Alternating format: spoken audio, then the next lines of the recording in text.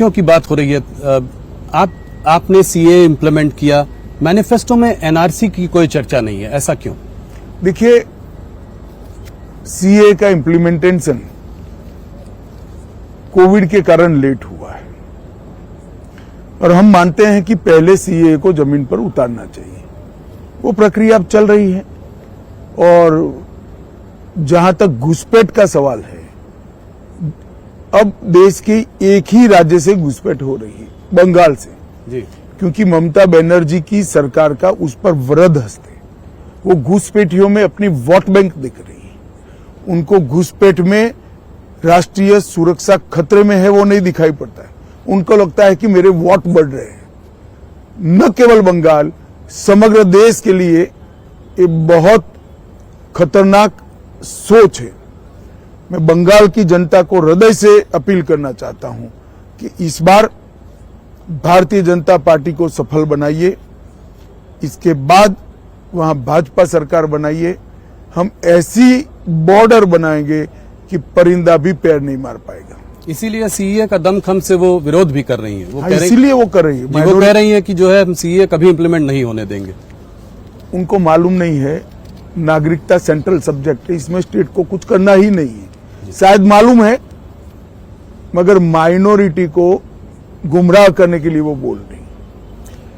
अमित जी, 22 जनवरी को राम मंदिर में प्राण प्रतिष्ठा हुई, ये आपका एक बहुत बड़ा वादा था जो आपने निभाया, मगर ऑपोजिशन ये कहती है कि आज इस चुनाव में आप राम के नाम पर वोट मांग रहे हैं। देखिए, राम के नाम पर तो वोट तब मिलता था जब मंदिर नहीं बना था और हम कहते थे हम बनाएंगे।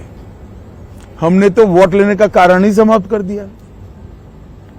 ऑपोजिशन को चिंता इसलिए है और पूरा देश उनसे नाराज इसलिए है कि जब राम मंदिर बना, शांतिपूर्वक तरीके से बना, संवैधानिक रूप से बना और प्राण प्रतिष्ठा हो रही थी, इन्होंने प्राण प्रतिष्ठा का बहिष्कार किया।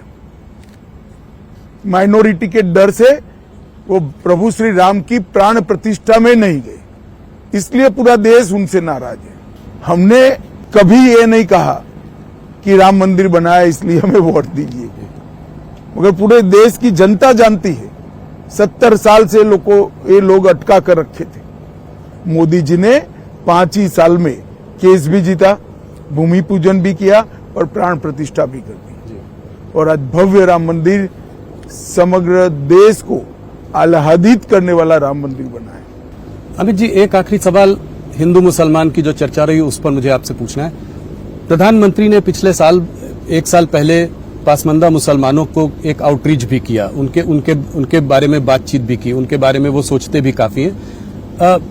एक तरफ ये बात हो रही है और एक तरफ ये, इसमें कॉन्ट्राडिक्शन नहीं है? जरा भी नहीं। प्रधानमंत्री जी ने सिर्फ पसमानदा मुसलमानों को आउटरीच नहीं किया है जी, ट्राइबल्स को भी किया है, दलित को भी किया है, पिछड़ा वर्ग को भी किया है, गरीबों को किया है, किसानों को किया है, मातृशक्ति को, महिलाओं को किया है, युवाओं को भी किया है।